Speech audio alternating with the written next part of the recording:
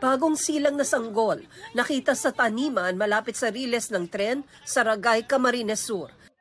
Agad kinuha ng mga tauhan ng barangay ang baby girl na iniwan sa gitna ng ulan. Nasa pangangalaga na siya ng Municipal Social Welfare and Development Office ng Ragay.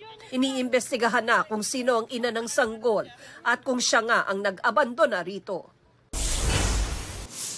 Mga sagabal sa ruta ng nalalapit na traslasyon ng Jesus Nazareno, pinuna sa inspeksyon ng pulisya, Manila LGU at kinatawan ng Quiapo Church.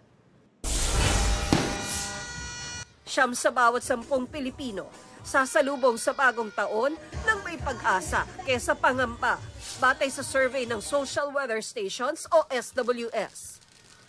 Tina Panganiban Perez, nagbabalita para sa GMA Integrated News.